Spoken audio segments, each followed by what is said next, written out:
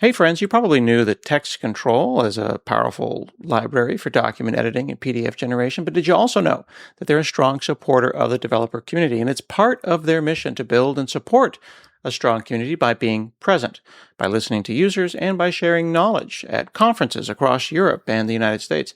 If you're heading to a conference soon, maybe check if Text Control will be there. Stop by and say hi. You'll find their full conference calendar at textcontrol.com. That's TEXT control.com.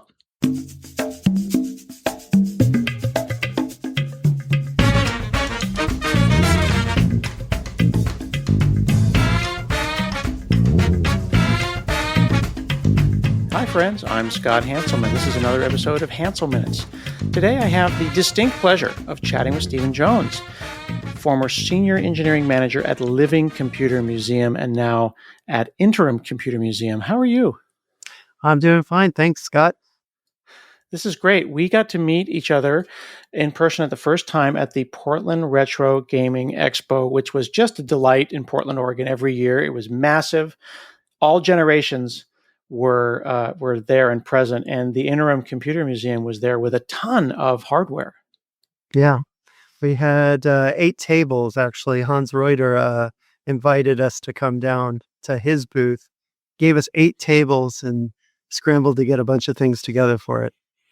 Is that such a challenge, though? I mean, when you're moving vintage hardware, are you afraid you're going to break something or it's going to get shaken up, or do you just put it in the back of a car and do the best you can?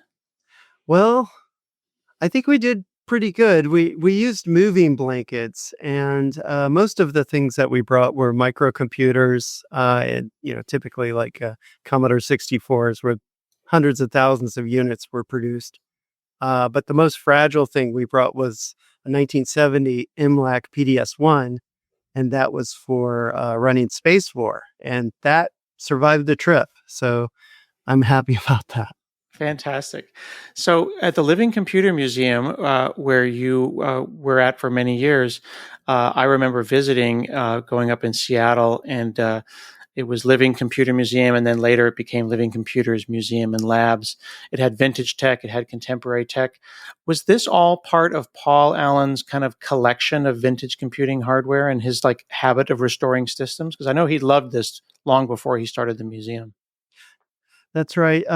This actually goes back to PDP Planet, and even before PDP Planet, there was a 1997.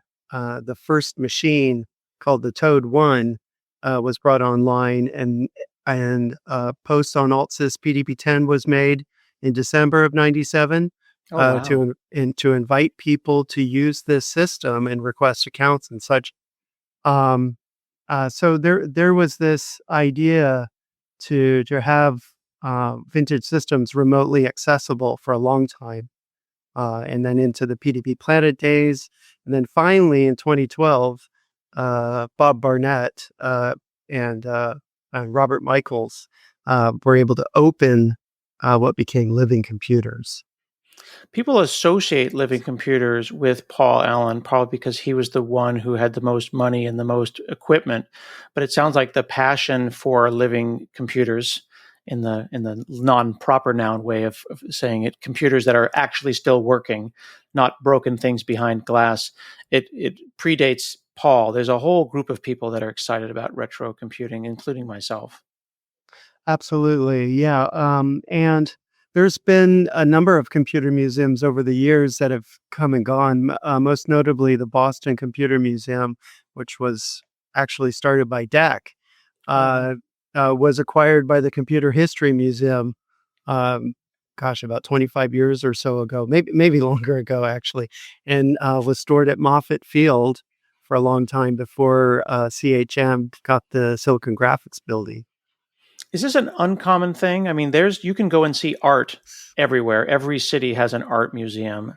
But other than Living Computers and maybe MIM's Museum of Technology, I don't personally know of. I don't think about every city having its own computing museum.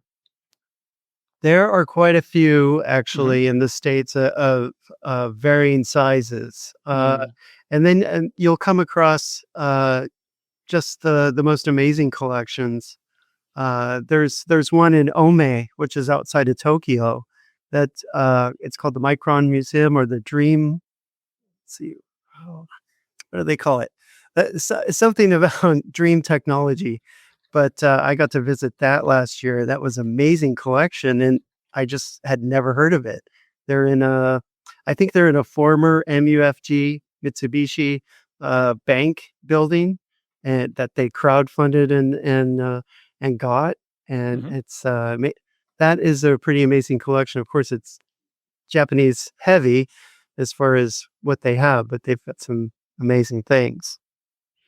Yeah, and I guess there's a computer history museum in Mountain View. There's one in Right. Bozeman, Right. Montana. But Yes. I feel like I'd love to see a world where there was one in every city.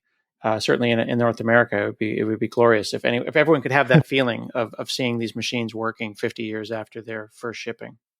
I can guarantee you there's probably at least 10 basements in every city that has a mini museum with That running is computers. absolutely true. And a lot of people have these things and they don't know what to do with them and they don't know how to get Yeah. involved. Yeah. I've got a lot of older stuff, certainly not anything as wonderful as the things that are behind you. For folks that might be seeing this on YouTube, Stephen is in the Interim Computer Museum right now, and there's working machines behind him of all flavors. And he was so kind enough to go into the office today. I'm afraid all I was able to do was bring my little Altair Mini, and I've got my PyDP 11 from Obsolescence Guaranteed behind me, which is all I can handle. Um, but you're right. The basements of many people of a certain age exist and ready to go, and they don't know where to do these things, what to do with them. But can they make donations, or do you just need cash to make museums like this work? I think, well, in my experience, especially with living computers, the community is the most important aspect. And Hmm. it's not, I mean, there's a lot to say about funding, but it's really about the community you build around your museum and those people supporting either by volunteering or just becoming members or supporting doing things, or and sharing stories as well, because that's really the benefit of having a community focused museum. The other thing too is that most technology museums or history museums do not have technical staff. In fact, I found that many museums may have a curation team, but they tend to have outsourced building of exhibits and even bringing contractors for interpretation. So they keep the staff minimal. And that was a big difference for living computers that we had, 7 full-time engineers, which is just unheard of for any technical museum.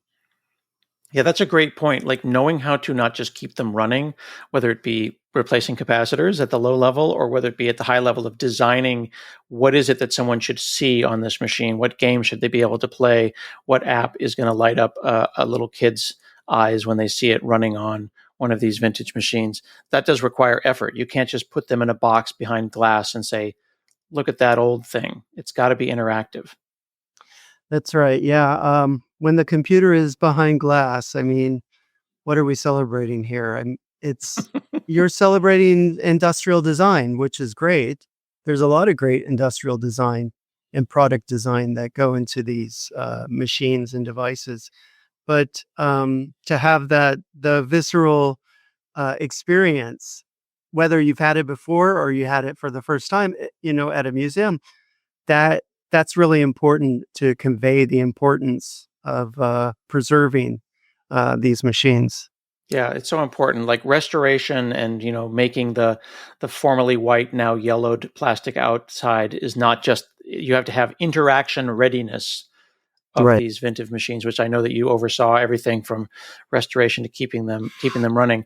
Now, I had brought my kids. I've got pictures of my Mhm. kids at Living Computer Museum. I know that so many people in the Northwest and all over the world that visited Living Computers have pictures of their families and the excitement and that, like you said, that visceral thing.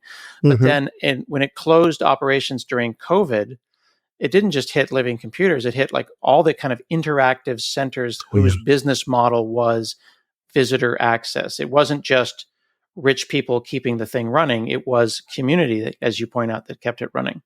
Yeah. Yeah. It really was. And one thing that uh, LCM had going for it at that point was the remote systems that were part of PDP Planet originally. Mm. Predated the opening of the museum. Those were still available online, and people could experience the museum through that. Um, but then, also think as we came out of COVID, all the protocols, especially the 20, late 2020, 2021. I just hope we never have to go through that again. But the hand sanitizing and masks and all of that that had to be done, and limiting numbers of people that could be together.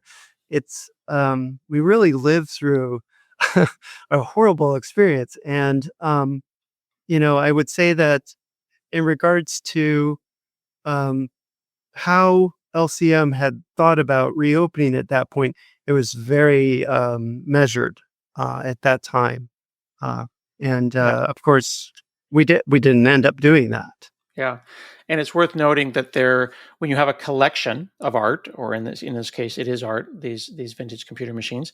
There's the ones that are owned by Paul Allen's estate. There's ones that are owned by the underlying museum, independent nonprofit, and then there's of course the business model, which is the operational, keeping the lights on from a month by Yeah. month. And that's from the perspective of someone who loved the Living Computer Museum. I was like, why doesn't a billionaire just fix it? It's more complicated than that. And now the Living Computer Museum is gone, and that model was not able to succeed. But what is different about the Interim Computer Museum, which has so much of those assets, and how can we keep it alive? Well, I think the big difference is again having this community focused and community supported.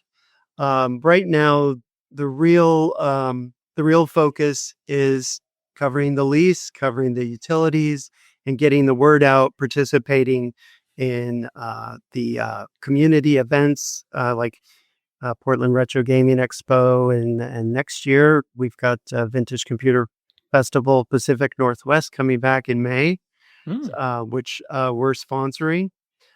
So I'm my team is being really measured in regards to that. We've got, let's see, as of today, 356 members and sponsors, and there's various tiers for that. Hmm. Um, but we also just had our first um, let's see, surplus quarter. So that 3 months of not having a deficit, so that's really good. We're showing that, you know, focusing on just preserving what we have with some limited space, and having it supported by the community.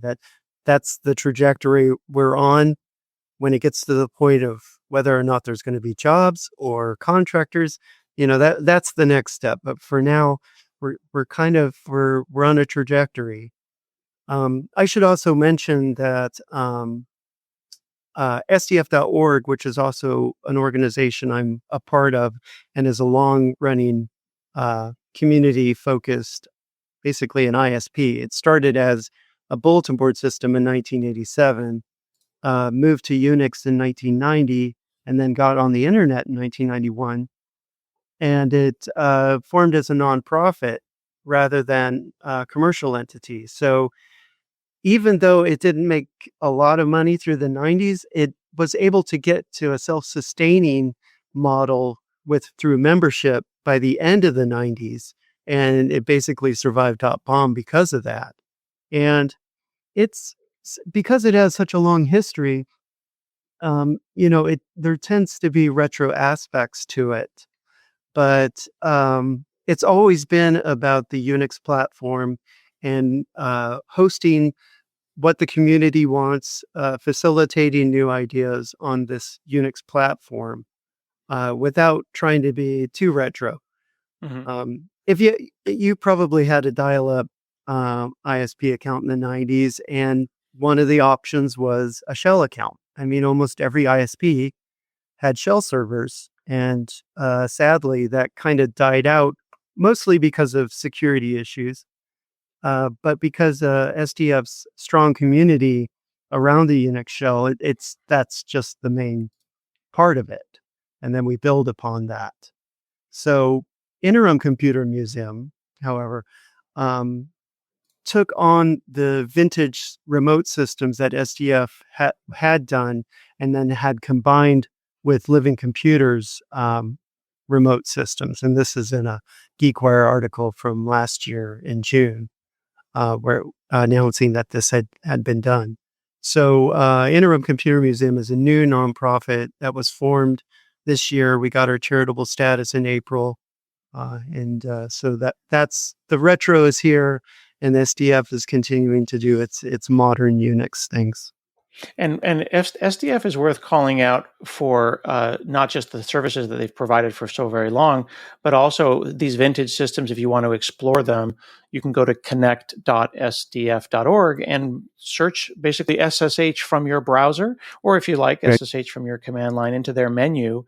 And there's a dozen or more vintage systems that are living and playing up there that you can run. Some are simulators and some are real. So if you don't have an Altair Mini behind you like I do, or a simulator of a PDP-11, you or your kids or your family can go and play with that. And joining and paying as a member is extremely easy. It's free for students, and certainly even a lifetime membership can still only be like $36. So you can really make a big difference when you get involved with either SDF or ICM. And I think I told you before we started recording that I signed up at the exec level for ICM. And in doing that, I get permission to visit. And I think that's the most important thing, is that if you're in or around the Interim Computer Museum by becoming a member, you get to go and make an appointment and bring the family and check it out. And that's gets to the point of community, right? A museum is nothing unless people can see it and touch these things. Yeah. And again, like you said, that Bootstrap membership, which is the Bootstrap membership is $36 a year, and that is actually the legacy vintage systems program that was at SDF. Lovely. Uh, and that gets you access to 26 remote systems. It's a mix of real hardware, hybrid hardware, which has partial simulation, and then full simulation. And it's one thing you mentioned, the PyDP-11. So this is a great example. And the PyDP-10 is an also interesting example as well, because the sheer numbers that have been produced of those versus how many actually were created by DEC, it's staggering that Oscar has made so many. I think he's over 1,000 PyDP-10s, and of course DEC only made maybe 260 of the KA. But it's if you're using these systems remotely, real hardware or simulated hardware, again, the focus is the community. We have contrib directories and structures where people can write their own programs and share it with each other, or port a game that was, only on some obscure Unix platform, to many other Unix platforms. So that's the focus of remote access. And then as far as visiting is concerned, so currently we're open Saturdays, Sundays, and Mondays, 10 to 4. And like you mentioned, a sponsor level, you can bring yourself or you can bring your family, or bring some friends and introduce them to the museum. Hey friends, this is Scott. I want to thank our new sponsor, Code Rabbit. We're shipping more code than ever, and that means there's more code reviews than ever. So that must mean that all these code reviews are going to slow me down. Is that right, Aravind? Not exactly, Scott. We That's where we also come in. CodeRabbit exactly cuts your code review time into half and your bugs into half. We give you the feedback right in your PR context and helping your developers move faster while they are also generating code more faster. We offer one-click fixes and spot all the bugs and refactor issues, deliver it on your own Git workflow, and help you move really faster in the AI era. CodeRabbit offers free AI code reviews directly in your code editor. Fix those bugs, find those defects, especially the ones that were introduced by Vibe coding, and it all does it without breaking your flow state. So you will be able to ship more code than ever. I encourage you to check it out at coderabbit.ai and sign up for a free trial now. How did you get involved in this? You seem like an old soul, but you have a young face, if I may say so. So Yeah. you're somewhere between 29 and something else. And I'm curious, how did you how did you get a career in vintage computing? Well, I mean, I guess I have to blame my dad. And because I went to college, I went to Southern Methodist University, and I was a classical guitar performance major. I I didn't. That's I of course realized you're running a vintage computer museum now. Makes total I sense. and I realized pretty quick that it is really difficult, especially for classical guitar, to do anything after school except for teach. Hmm. If you're going to be out there performing, there is so much competition. Violinists, it's the same sort of thing. It's just, and it's, thanks to Segovia, making the classical guitar a real classical instrument as opposed to just a parlor instrument. It's, um, it's a very difficult career, unless you're lucky or you're brilliant or whatever. But I say, going back to my dad, so I grew up in a Bell System household. My dad worked for Bell Laboratories, and my grandfather, who was living with us until the end of his life, had worked at Western Electric and retired. And my aunt and some other family members also worked in the Bell System. So what did I do after high school? I started pulling cable for an AT&T installer, managing PBXs, a private branch exchange telephone system. So, um, and I always grew up with remote access. In fact, we didn't have a computer at home in the 80s. We had a terminal, and that would dial in, connect to a machine, and my dad would let me play games in the evenings. And he'd play games too. But so that's where it had the Unix skill set that came from that.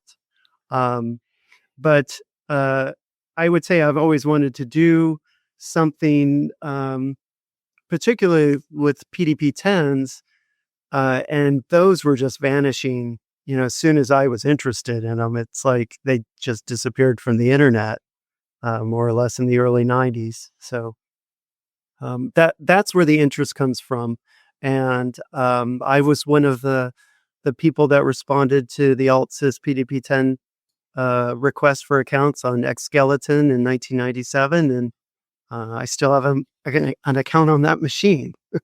So um, that's really where that story goes.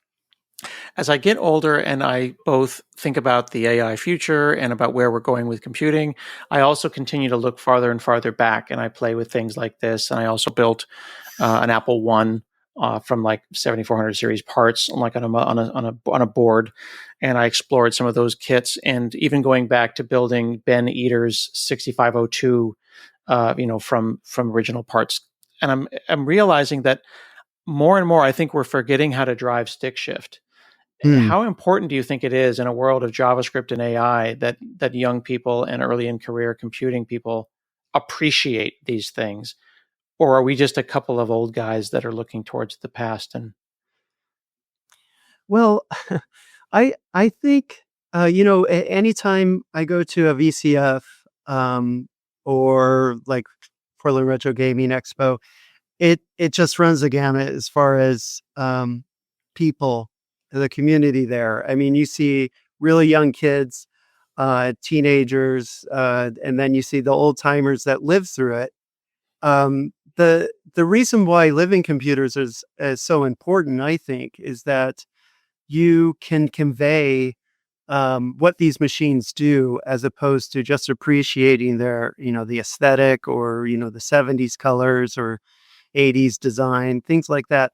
Um, and it's that the one thing that always has struck me, especially, talk about AI, all of the things that the AI booms and busts that you saw out of Stanford and the MIT AI lab in the 60s through the 70s, the list machine stuff that was going on in the early 80s and, through up into the 90s and the connection machine. Um, there were all these really great attempts to do things and for whatever reason, um, not it's not always the greatest concepts or that win out. There's I wouldn't call them losers, but there's a lot of great things that get sidelined. And now we have so many tools, that make retro computing easy. Like your Altair 8800 right there. I mean, you just plugged it in and suddenly it's doing Pong. It's like if you tried that in 75 or 76, that would have been like, 15 Yeah. minutes 15 minutes of minimum. flipping switches just to get the bootloader going. Yeah. Minimum. Yeah, yeah. And your teletype chugging away at 10 characters per second, loading a paper tape. It's you just had to flip a switch and it's like, oh, I it's did doing. have all the things, like I did have the bootloader pre-done, but you're Yeah, absolutely right. We're yeah. getting to experience these things, and it's very like almost cycle perfect, but it's a Mhm. simulator, not an emulator. But Right. I feel like I'm there, but also I got to get rid of the boring bits. But I also feel like I know more about the cloud when I got like multitasking Unix running on it, and I was like, oh, okay, I understand how they did it 50 years ago. So I'm thinking about how Altair got to Azure and how the Yeah, two yeah. are connected over a half century. And that's a good point. That's a great point. Because we kind of have the luxury now of being able to look back and spend time on a lot of these things and to have, such large communities of interests of all ages, where you can add a Wi-Fi dongle to an Atari 800 or, it's like, and then there's servers. So, I mean, there you go. There's Azure.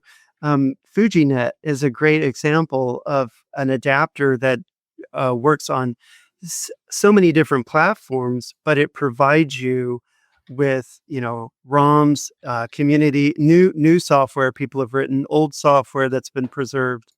And it seems like just about every month at least, I hear a new story of some code that's been uncovered and resurrected, or transferred from an old tape or thought to be lost, mythical things. I was wondering, have you ever read Stephen Levy's book, Hackers? No? Oh yeah, of course. Yes. Okay. Yeah. So when I read Hackers, a lot of the things that were written in that book were just, very mythical. And this had to do a lot with the MIT AI lab. It's like, you could read about them, Yeah. but you couldn't experience things like the incompatible time sharing system. Oh yeah. And this is a 40-year-old book. This is a 1984 book, and then there was a 1994 redo of this book. But it was Heroes of the Computer Revolution. This book was ahead of its time in 84, telling us about how everything went down. They should Yeah, teach this in schools. they should. Yeah, it should be mandatory reading material. Yeah. Um, but it's even in the 90s it was kind of a desert as far as the AI labs work was concerned. I mean, of course there's GNU Linux and things like that, the GNU project which came out of MIT as well, but that's on the other side. um, uh, the 36-bit stuff, it was just kind of stuck on tapes and sticky tapes and disk packs and things like that. And no one had really had machines to read this stuff. Al Caso of BitSavers has done a lot to recover things. And then, of course, it's just like I said, it seems like every month there's a new thing that's been uncovered and resurrected and Yeah. reanimated. And I think it's such a great opportunity as a hobby. I love it because it's not just looking at old computers, but it's also dragging them kicking and screaming into the future. So like FujiNet Yes. is plugging in as a serial port into vintage computers and putting them on the internet in a way that both sides, meaning both sides of the interface, are being lied to. We're lying to the Atari, telling it it's on a modem. Yeah. Another great example that I love is the Grease Weasel. The Yeah. Grease Weasel that allowed me to take 5.25-inch floppy disks that I found that were in my garage for the last 40 years, plug them in over USB-C, get the magnetic flux signal off of them, and find out here's an assignment I was working on in 1982 Yeah. and get those files back. Ray Ozzie sent me some disks that were beta copies of DOS 4 that had never been released that he found in his garage. He sent me those, and I was able to take them off of a floppy with a brand new tool like Grease Weasel. And the idea that that's a floppy that's 40 years old I got on eBay, and that's USB-C, and I can plug them into each other Yeah. and combine the best of now and the best of then. It's a very it's a very satisfying hobby to be a digital archivist. I think so. Yeah. And there's so many great tools. Um, and we have our own little software preservation lab. I say little, we have something like 3,000 magnetic media artifacts, including large, ranging from large disc packs, multi-platter, single platter, and then deck tapes and magnetic tapes. And we're following some of the techniques that Al Cosell pioneered, doing that. Baking tapes to get rid of moisture, reactivate binders that cause these things to flake. But it's also people. One question I had even at Portland Retro Gaming Expo is why interim? I was a Why little do curious about that. Do I want to support something that's interim? exactly? And it's like, well, what is an interim? I mean, you can say the Smithsonian's a permanent museum, and it's like, okay, well, for how long? For the interim. So, if actually on our website, we have a little fact on the bottom on the main page, and you can read about, why I chose that name. Um, it's, it's basically, all of this stuff is fleeting. I mean, it's ephemeral, and a lot of data is still trapped on esoteric carriers. It's just waiting to be recovered.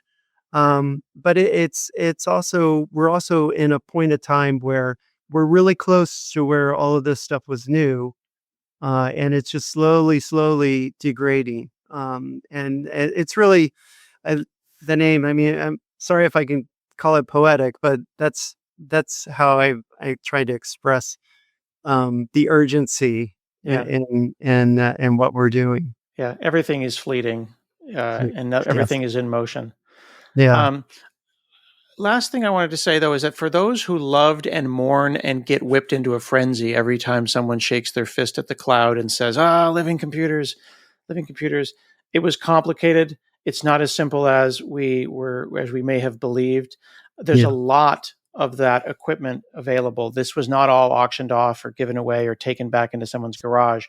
Yeah. As I understand it, the vast majority of the stuff that I saw is either at the Interim Computer Museum or at the MIMS Museum of Technology. Is that a fair statement? That's absolutely correct. There was in June of 2024, there was a series of articles on GeekWire. Um, and, I read those and I really felt like it was a missed opportunity for GeekWire to celebrate the community rather than just like, shove a dagger right into their chest and twist it. It was fairly cruel because, the public statement and everything that I've said is out there. It's been hard to find for a lot of people because of articles like, were published in GeekWire. But, it was announced that there was gonna be a public auction, and only a small subset of items were in this consignment. In fact, I think it's only about 30 items that were from LCM. The rest was some great space art, Chesley Bonestell and some others, McCall. There was, an asteroid, spacesuits, Titanic menu, and that's all on Christie's website that were part of this auction. And of course, we had our direction to keep the museum intact. In fact, it was intact up until mid last year, when things were happening and we're actually moving things out. But you're right. The Men's Museum deserves to be celebrated for stepping up and basically taking everything, including the name, and they are doing that to protect the name and the legacy of that. They have a number of really great things that people saw on public display, as well as things that never were in the collection but never made it out. So I really encourage people to, if it's in Roswell, Georgia. It's 45 minutes outside of Atlanta. I've been there. It's great. They also have community events as well. They've got a great event space, and they are currently working on 50th celebration for Apple, which is going to open next spring. I think it's something like 25,000 square feet. I might be Oh my wrong, but goodness! Wow. it's expansive. And for us, we have a small subset of tools and remote systems, running hardware, things like that in our collection, which we're just over 3,000 square feet. In Tukwila, we're about 3 miles from the airport, from SeaTac, south of Seattle.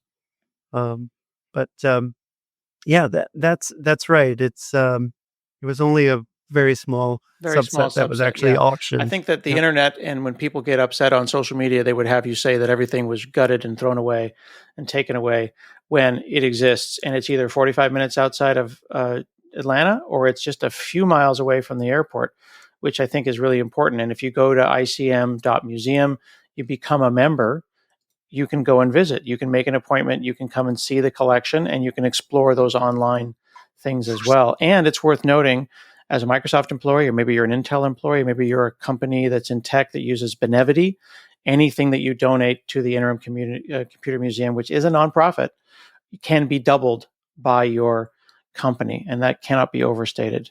Isn't that fair to say? Yeah, absolutely. We got into Benevity. Let's see, April's when we got our determination, and then May we got in Benevity and put the word out, and it just amplifies your support. If you want to support a charity, it's a great way to do it, because so many of these companies, like you said, Microsoft, Boeing, Meta, Apple, they all do matching donations. So you make a donation and it's going to double. So I appreciate that. Also, I wanted to say as well, we have had people just knock on the door because we're on Google Maps now, and they say, "Hey, I was just going to lunch with some friends, and I saw there's a computer museum here," and that I I'm we let them in, of course. You let them in anyway. Well, as Yeah, you should, as a museum. We just don't want to flood the place. and that's really the reason why we have the scheduling, is that you know that's the most people we've had in here. Let's see, 23. Yeah, so we had 23, and it was comfortable, but we also want to record our numbers. Try to figure out the public benefit.